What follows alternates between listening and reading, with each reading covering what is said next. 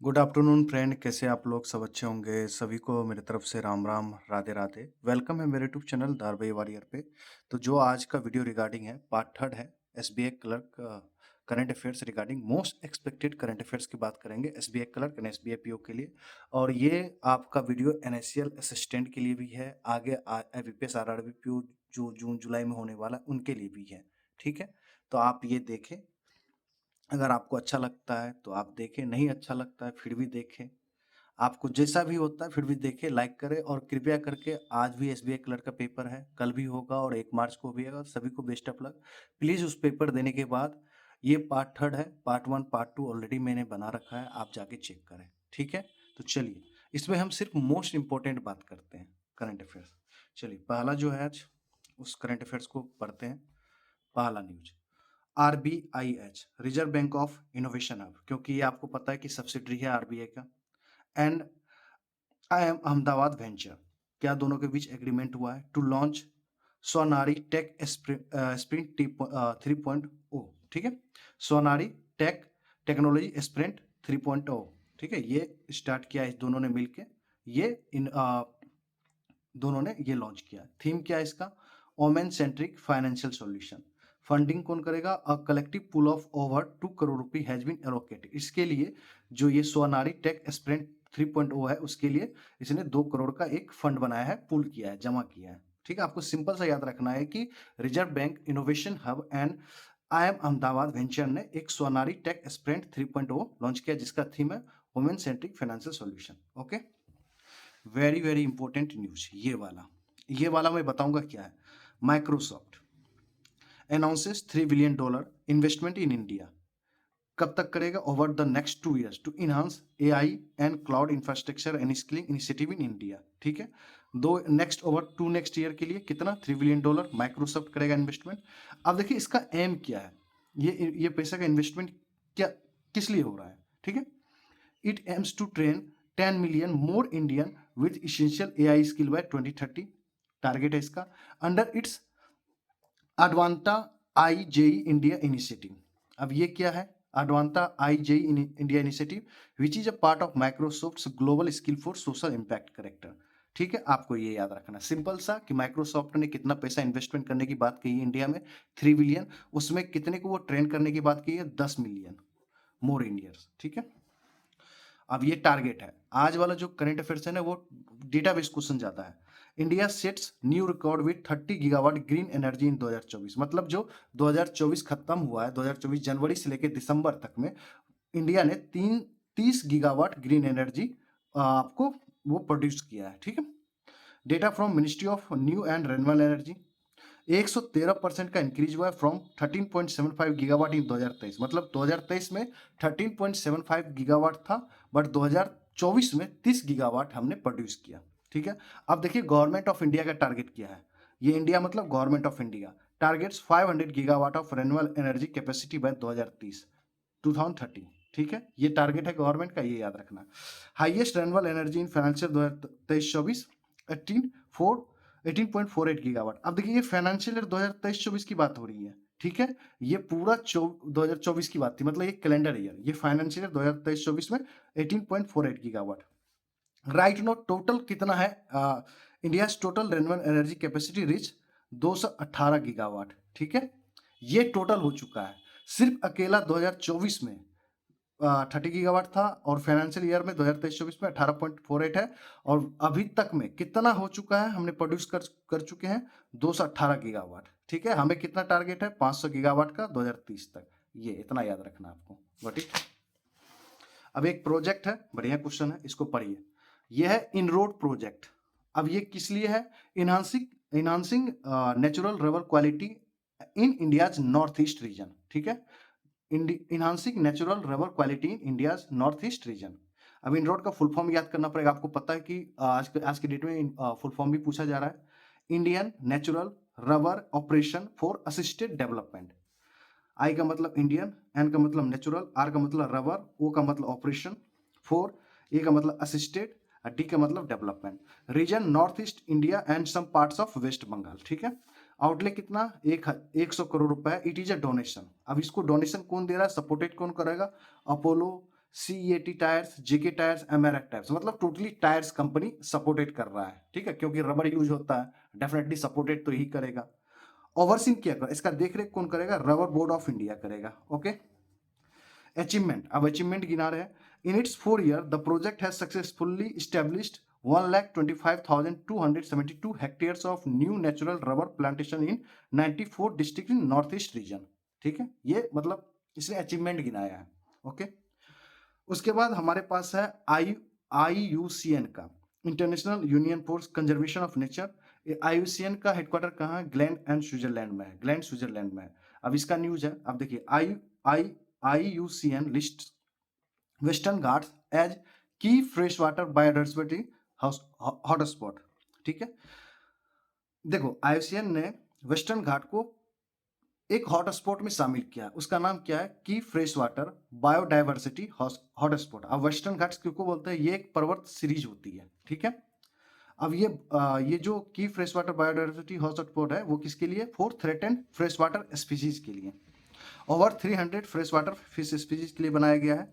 Kerala has the highest number of the threatened fresh water species. ठीक है, देखो इसका आयुसन का स्टैब्लिश 1948 में है, हेडक्वार्टर ग्लैंड स्विट्जरलैंड में है, डायरेक्टर जनरल कौन है? ग्रेथल एगुलर है, ग्रेथर एगुलर है। ठीक है, ये याद रखिएगा। अब एक हमारे न्यूज में ये है, माउंट इबू इरिप्ट्स इन नॉर्थ मालाकू इंडोनेशिया। ठीक है, लोकेटेड ऑन हलमारा आइलैंड। ठीक है, बस आपको याद रखना कि माउंट एबू ये एक तरह से वॉल्केनो इरप्ट हुआ है यहाँ पे। कहाँ पे है? North Maluku Indonesia. कहाँ पे लोकेटेड है? हलमारा आइलैंड पे है। ठीक है, अब ये देखो, लेबनान का जो प्राइम मिनिस्टर है ना और प्रेसिडेंट है, ये लेबनान इसलिए न्यूज में है कि यहाँ पे ना तख्ता पलट हुआ है। ठीक है, इसके बारे में जानना जरूरी है। New prime minister of Lebanon, 53rd prime minister of Lebanon कौन बना है? नवाफ सलमान, नवाफ सलाम। ठीक है, अब इसका इसका प्रीवियस वर्क क्या था? President of international court justice थे ये, तो बहुत बड़ा नाम है ये। ठीक है, और आपको पता है कि इंटरनेशनल कोर्ट ऑफ जस्टिस का हेडक्वार्टर कहाँ है? द हेग, नीदरलैंड में।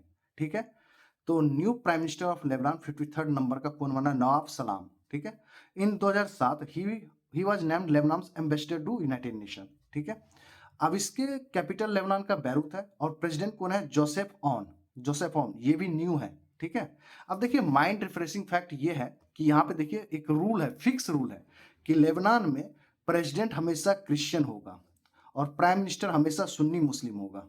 ठीक है, ये याद रखिएगा। ऐसे मतलब बात कर रहे हैं तो इतना नॉलेज तो होना चाहिए कि लेबनान में प्रेसिडेंट हमेशा क्रिश्चियन लोगों का, क्रिश्चियन की तरफ से बनता है और PM हमेशा वहां का कि सुन्नी मुस्लिम की तरफ से होता है। ठीक है, very very important, mutual fund investors and demat account in India can now name up to 10 nominee by SEBI, SEBI guidelines है।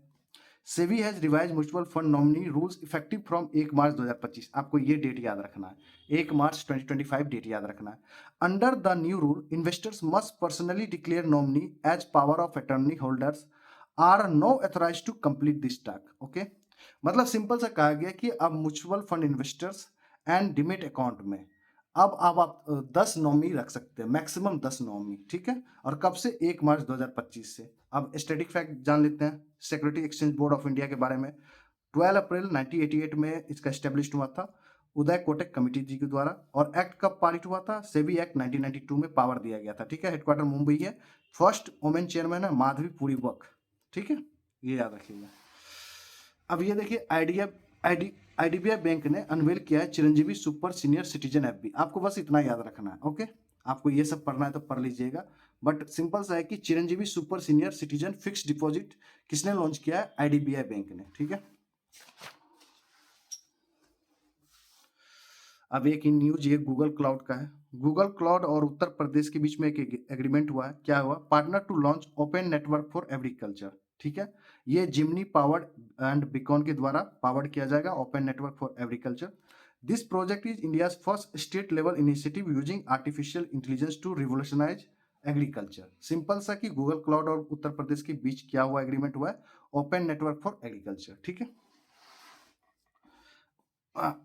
अब ये एक नया बढ़िया न्यूज है। इंडिया साइन किया है हज agreement with the Saudi Arabia, मतलब इंडिया और सऊदी अरबिया के बीच में एक एग्रीमेंट हुआ है जिसका नाम है हज agreement. Finalise quota for 2025 pilgrim. अब देखो हज एग्रीमेंट में जो हज जाते हैं ना, तो भारत की तरफ से कोटा फिक्स किया जाता है। तो इंडिया और सऊदी अरबिया के बीच एक एग्रीमेंट हुआ है, ठीक है। इंडिया की तरफ से किसके द्वारा? मिनिस्ट्री ऑफ माइनॉरिटी अफेयर्स, जो किरण रिजिजू हैं। अब कितना कोटा दिया गया है? 1,75,025 पिलग्रिम्स फ्रॉम इंडिया, ठीक है। इतना का टारगेट है कि आप हज जा सकते हो इंडिया से। 1,75,025 पिलग्रिम्स। उसमें से 30% जो है वो मतलब 52,507 slot will be allocated to private हज ग्रुप ऑर्गेनाइजर, मतलब प्राइवेट लोग भी हज ऑर्गेनाइज करते हैं तो उसके लिए। और 70% हैंडल बाय हज कमेटी ऑफ इंडिया, मतलब गवर्नमेंट ऑफ इंडिया की तरफ से। ओके, ये समझ लीजिएगा। एक बोर्ड बनाया गया है अभी हल्दी के लिए। National turmeric board launch to elevate India से गोल्डन स्पाइस, मतलब हम लोग हल्दी को बोलते हैं गोल्डन स्पाइस। उसी का एक बोर्ड बनाया गया है, नेशनल टर्मरिक बोर्ड। कहाँ पे? निजामाबाद, तेलंगाना में, ठीक है। इसका हेडक्वार्टर है। इनोग्रेट कौन किया है? पीयूष गोयल जी। और किसके अंतर्गत ये वर्क करेगा? National turmeric board, department of commerce. First chairperson कौन अपॉइंटमेंट हुए हैं? पल्ले गंगा रेड्डी, ठीक है। अगर नाम देखे साउथ के थोड़े से डिफिकल्ट होते हैं, अगर नाम मेरे से उच्चारण में गलती हो तो माफ करना मेरे भाई। पाले गंगा रेड्डी, ठीक है, नेशनल टर्मरिक बोर्ड के फर्स्ट चेयरमैन। अब देखिए extra information, database. India is responsible for over 70% of the world's turmeric production with 30 varieties of turmeric being grown India. मतलब वर्ल्ड में जितना 100% हो रहा है ना प्रोडक्शन टर्मरिक का, उसमें से इंडिया में 70% प्रोडक्शन किया जा रहा है, ठीक है, 30 varieties. In 2023-2024 turmeric cultivation covered an area, कितना कवर्ड एरिया है जो हमारे देश में, कितना एरिया को कवर कर रहे हैं कल्टीवेशन में? 3.05 लाख हेक्टेयर। और कितना उत्पादन हो रहा है? 10.74 lakh tons. In 2023-24 62% share in the global turmeric trade exporting 1.62 lakh tons. Value उसका कितना है? $226.5 मिलियन, इतने रुपए का हम लोगों ने एक्सपोर्ट किया है। और एक्सपोर्टिंग में टन्स में 1.62 लाख टन्स किए हैं, ठीक है। ये डेटाबेस हो गया, एक्स्ट्रा इंफॉर्मेशन। ओके, अभी खत्म नहीं हुआ है, अभी ये इंपॉर्टेंट है।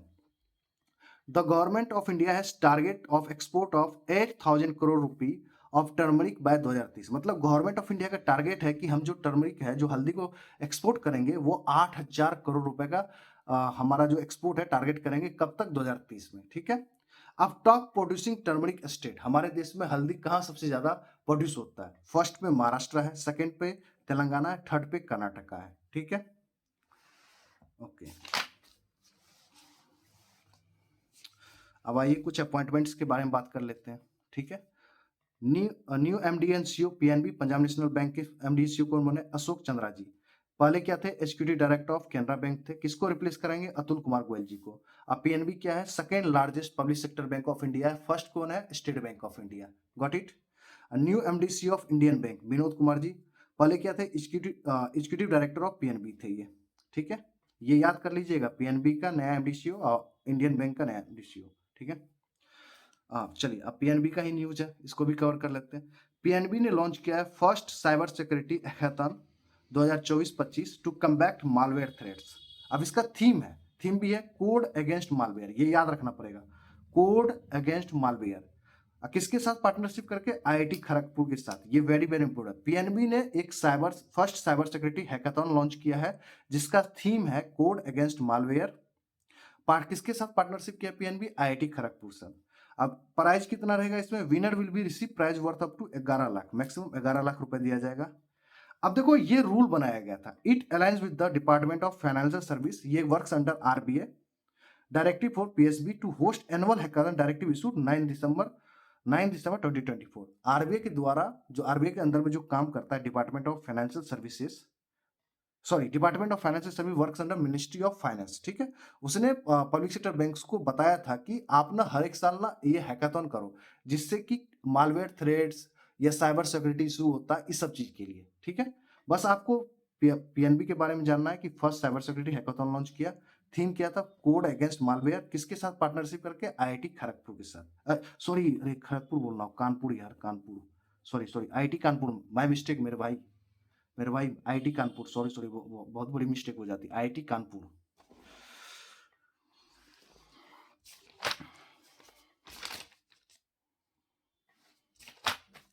इतना बड़ा मिस्टेक कैसे कर सकता था। अब देखिए ये बढ़िया क्वेश्चन है, ये आपका डिफेंस से कर सकते हो। इंडिया अनवेल्स आईएनएस उत्कर्ष एज सेकेंड मल्टीपर्पज वेसल। ये सेकेंड मल्टीपर्पज वेसल है, तो आपके दिमाग में तो खुरपाती जग रहा होगा कि फर्स्ट मल्टीपर्पज वेसल कौन है, बताएंगे। अब ये आईएनएस उत्कर्ष को कौन बनाया, built Larsen and turbo shipyard ने, लॉन्च एट कटुपल्ली चेन्नई में। डायमेंशन कितना, 107 मीटर लॉन्ग है, 18.6 मीटर वाइड है। स्पीड कितनी है इसकी आईएनएस उत्कर्ष की, 15 नॉट्स। डिस्प्लेसमेंट कितना है, ओवर 3750 टन। मतलब डिस्प्लेसमेंट मतलब जब पानी में उतारते हो तो उसको कितना पानी को डिस्प्लेसमेंट करता है, इतना। फर्स्ट मल्टीपर्पज वेसल कौन है, आईएनएस समर्थक। ठीक है, ये याद रखिएगा, वेरी वेरी इंपॉर्टेंट है। ओके,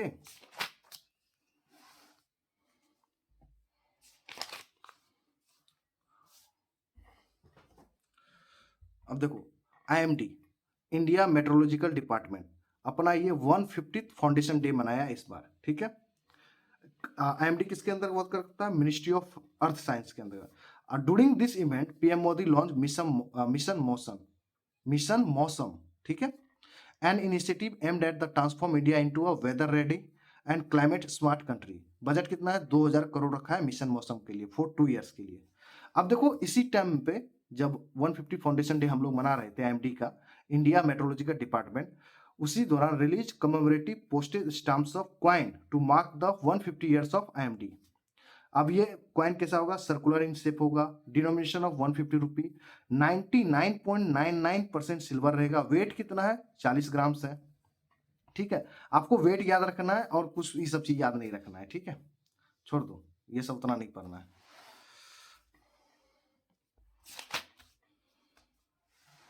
हाँ, ये वाला डिटेल पढ़ना पड़ेगा, ये थोड़ा सा बड़ा न्यूज है। पीएम मोदी कमीशन, कमीशन मतलब इसको लाया गया है। ठीक है, मतलब स्टार्ट किया गया है। INS Surat, INS Nilgiri, INS Vagsheer at कहाँ पे, Mazagon dock shipyard limited Mumbai में। अब सारे के बारे में डिटेल से पढ़ेंगे। ठीक है, चलिए जानने की कोशिश करते। पहले पढ़ेंगे आईएनएस नीलगिरी, ये क्या है, ये एक स्टील्थ फ्रिगेट शिप है and is the lead ship of Indian navy project 70A का पार्ट है। यह इंडियन नेवी का प्रोजेक्ट 17A का लीड शिप है जो आईएनएस नीलगिरी है। यह है अ स्टील्थ फ्रिगेट शिप, ये याद रखना पड़ेगा कौन सा शिप है, अ स्टील्थ फ्रिगेट शिप। लेंथ कितना है, 149 मीटर्स, याद करना पड़ेगा। स्पीड 32 नॉट्स, डिस्प्लेसमेंट ये मत याद करना, ये लेंथ वाला याद कर लेना, 149 मीटर्स 32 नॉट्स। आईएनएस सूरत के बारे में, ये last of 4 guided missile destroyer class ship under project 15B। मतलब जो प्रोजेक्ट 15B के अंदर बन रहा था, फोर गाइडेड मिसाइल बन रहा था, उसमें ये लास्ट है, मतलब फोर्थ वाला था, जिसका नाम आईएनएस सूरत है। इसका लेंथ कितना है, 164 मीटर। ओके, 30 नॉट्स है speed. INS Vagsheer, sixth and final submarine of the Kalvari class under project 75, ये याद रखना पड़ेगा, प्रोजेक्ट 75। अब ये क्या है, आईएनएस वाक्सी डीजल इलेक्ट्रिक है, लेंथ 6.75 मीटर, स्पीड सरफेस पे 11 नॉट्स एंड सबमर्ज पे 20 नॉट्स। ठीक है, ओके, समझ गए, ये आपको पढ़ना पड़ेगा। अब आइए फिर से एक बढ़िया अपॉइंटमेंट है, new ombudsman of BCCI and ethic officer of BCCI कौन बने, अरुण मिश्रा जी। क्या थे ये, फॉर्मर सुप्रीम कोर्ट जज थे 2014 से लेकर 2020 के बीच में। Former chairperson of national human NHRC का full form, national research human commission, देख लेना एनएचआरसी का फुल फॉर्म। ठीक है, 1 जून 2024 तक था। सिंपल सा आपको याद रखना है कि new ombudsman and ethic officer of BCCI कौन बने हैं, अरुण मिश्रा जी बने हैं। ठीक है, recently new secretary of BCCI Devajit Saikia, और न्यू बीसीसीआई ट्रेजरी कौन बने हैं, प्रभजीत सिंह भाटिया। ठीक है, अब बीसीसीआई के बारे में static fact, established 1928, headquarter Mumbai, president Roger Binny और सीईओ हेमेंग अमीन। ठीक है, अब आइए थोड़ा सा जीडीपी में नजर डालते हैं। FICCI revise India GDP for financial 2024-25 6.4%, previous कितना था 7%, मतलब 30 बेसिस पॉइंट कम किया गया है। मतलब सब जगह जीडीपी को कट किया गया, इसीलिए जीडीपी एसबीआई क्लर्क मेंस के लिए इंपॉर्टेंट है। फिक्की के द्वारा कितना रखा गया फाइनेंशियल ईयर 2023 और 2024-25 के लिए 6.4%, पहले एक्सपेक्ट कितना रखा था इसने 7%। और इसका कंज्यूमर प्राइस इंडेक्स मतलब रिटेल इन्फ्लेशन कितना रखा गया 2024-25 के लिए 4.8%। फिक्की स्टैब्लिश कब हुआ? 1927 में। हेडक्वार्टर न्यू दिल्ली में। प्रेसिडेंट को ना हर्षवर्धन अग्रवाल जी। Okay,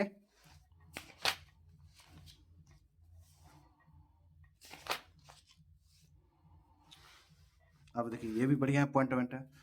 39th director general of central reserve police force, मतलब 39th director general of CRPF कौन बने हैं? ज्ञानेंद्र प्रताप सिंह।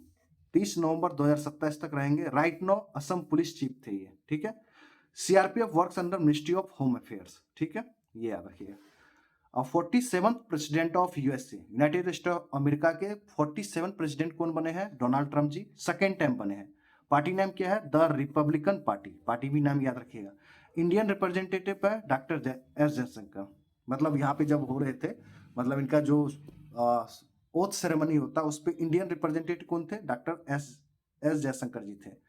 टर्म कितने के लिए? 4 साल के लिए होते हैं, ये याद रखना। अब देखिए ये रूल है, according to the 22nd constitutional amendment 1951, a person can be the president of the USA for a 2 term. मतलब ये रूल के अनुसार यूएसए में कोई एक आदमी 2 ही बार प्रेसिडेंट बन सकता है। वो रूल कौन है? 22nd कॉन्स्टिट्यूशनल अमेंडमेंट 1951, ठीक है। अब आइए एक और जीडीपी अपडेट आईएमएफ के द्वारा। India's financial year 2024-25 GDP growth forecast to cut, फिर यहाँ पे भी कट हुआ है 6.5% by IMF for financial 2024-25 6.5%, previously कितना था? 7%, मतलब 50 बेसिस पॉइंट कट किया गया है। फॉर फाइनेंशियल 2025-26 मतलब इस अब अगले साल के लिए, और फाइनेंशियल 2026-27 उससे अगले साल के लिए 6.5% सेम ही रखा गया है।